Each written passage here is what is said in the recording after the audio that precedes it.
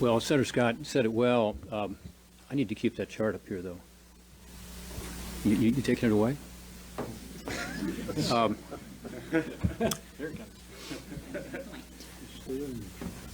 John Kennedy has a joke. He says, I don't like to brag about the expensive places I go to, but I went to the gas station last week.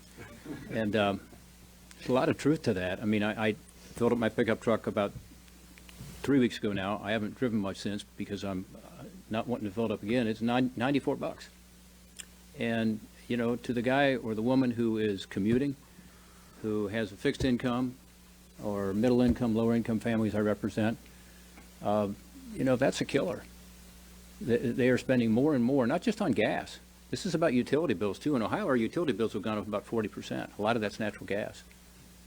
So it's about energy production generally, and it is affecting our economy in a very significant way, as we see with inflation and people's wages not being able to keep up with inflation. People are underwater now. You know, during the couple of years before the pandemic, we had wage increases every month, actually 19 months of wage increases. But significantly, they were at 3% or more every month. I mean, they were above inflation every month. Now it's just the opposite. Inflation's here, wages are here. They've gone up some, but not nearly as much as inflation.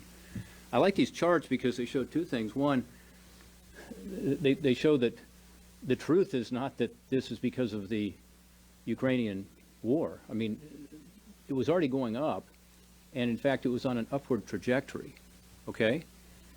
This chart shows, you know, where we were in terms of gas prices, and I know what you're wondering, so I'm going to do the math for you, because you're wondering, well, what is the overall percentage? Like, how much of this 48% increase in gas and 20% increase happened pre and post? So this would be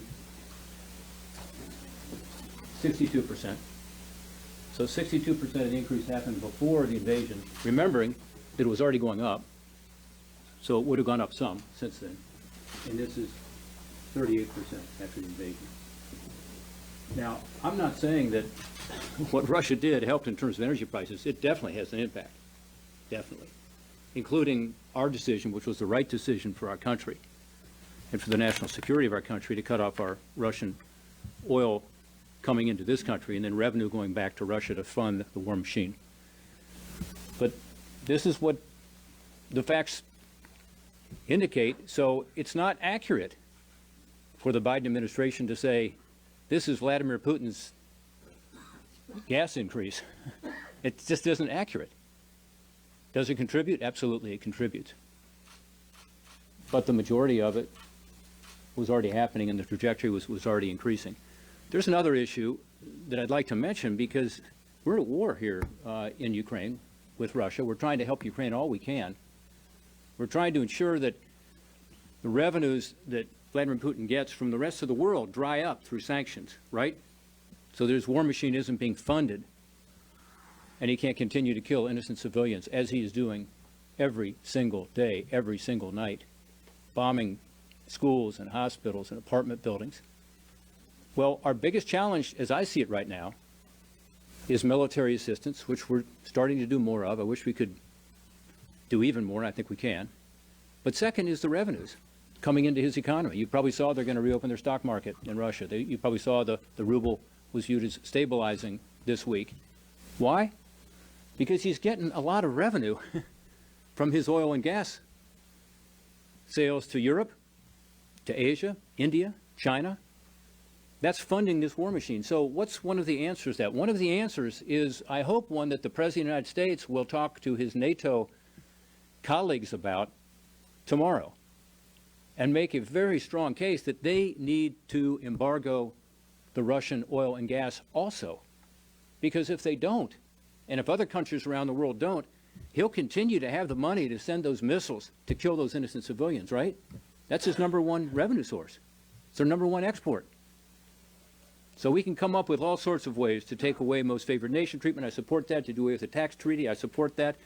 To put in place our own embargo on Russian oil. But if we don't deal with this issue, it's going to be very, very difficult for the Ukrainian people to survive this conflict.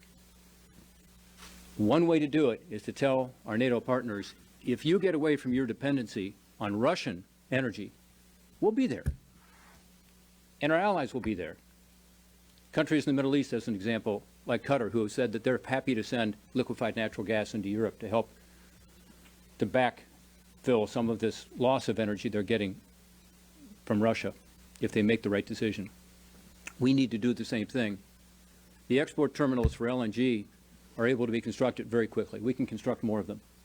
The import terminals with the new technology, we can get those going quickly in Europe. There's some already. We need to flood the zone.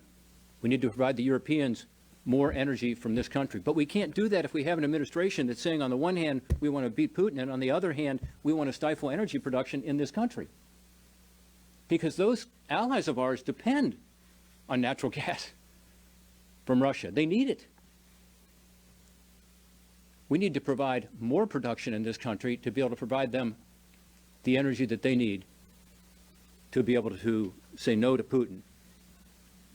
And yes to the freedom of the Ukrainian people, to no to tyranny, and yes to the Ukrainian people have a chance to survive. So this is related to the pump. It is, and it's painful for people, but it's also related to something even bigger.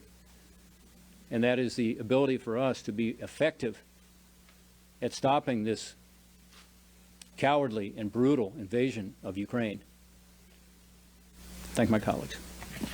Senator Bozeman, Senator Hyde-Smith, Senator Young.